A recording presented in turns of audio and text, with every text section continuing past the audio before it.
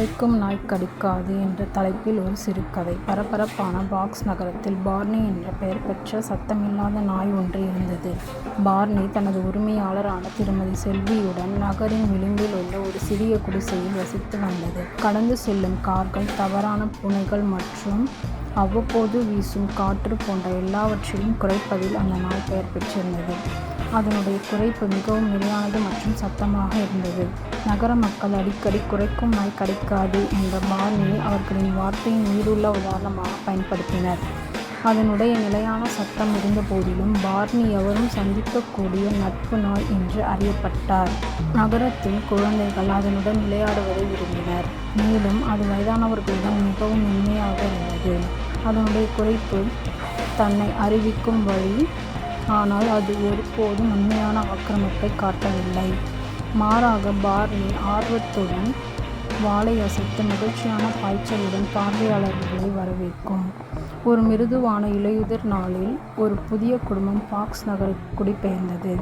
அவர்களுக்கு வாணி என்ற இளம் மகள் இருந்தாள். அவள் மிகவும் கூச்ச சுபாவமும் புதிய நபர்களை சந்திப்பதில் ஆர்வமும் கொண்டவள். ஊருக்கு வந்த முதல் நாள் தூரத்திலிருந்து பார்னி குரைக்கும் சத்தம் கேட்டு பயந்து போனாள். குரைக்கும் நாய்களை பற்றி வாணி கேட்டிருந்தாள்.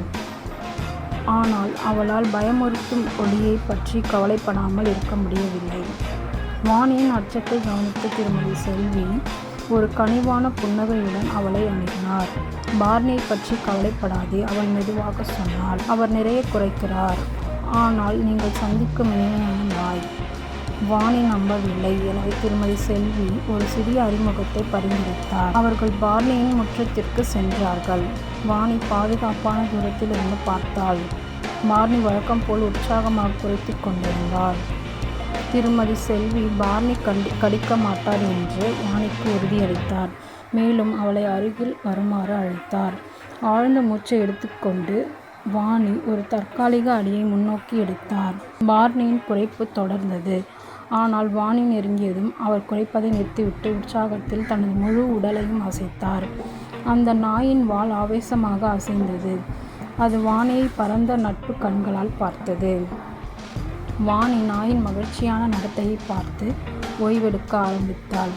திருமதி செல்வி வாணியை மெதுவாக கையை நீட்ட ஊக்குவித்தார். பார்னி அதை ஆர்வத்துடன் முகர்ந்து பார்த்தது. பின்னர் மென்மையான நட்பு ஸ்வைப் மூலம் அதை நக்கியது. வாணி சிரித்தாள். அவளுடைய பயம் கரைந்தது. அவள் பார்னியை செல்லமாக தொடத் தொடங்கினாள். அதற்கு பதிலாக அந்த நாய் அவரது வயிற்றை அம்பலப்படுத்தியது. இது நம்பிக்கை மற்றும் பாசத்தின் தெளிவான அடையாளம். அன்று முதல் வாணி மற்றும் பார்னி நெருங்கிய நண்பர்களாக மாறினர். பார்னியின் குரைப்பு அவரது உற்சாகத்தை வெளிப்படுத்தும் மற்றும் அவரது இருப்பை அனைவரையும் எச்சரிக்கும் வழியாகும் என்பதை வாணி அறிந்தார். சத்தம் போட்டாலும் பார்னி யாரையும் கடிக்கவில்லை. இலையுதிர் காலை இலைகளின் சலசலப்பை காட்டிலும் பார்னியின் பட்டை அவ்வளவுதான் என்று வாணியின் பயம் நேசமாக மாறியது. எனவே பார்னி தனது உரத்த உற்சாகமான வாழ்த்துக்களை தொடர்ந்தார். மேலும் நகர மக்கள் குரைக்கும் நாய் கடிக்காது என்று தொடர்ந்து கூறினர். ஆனால் இப்போது அவர்கள் அறிந்த புன்னகையுடன் மற்றும் சில சமயங்களில் குரைக்கும் நாய் உங்களுக்கு எப்போதும் நண்பனாக இருக்கும் சிறந்த நண்பரை உருவாக்குகிறது.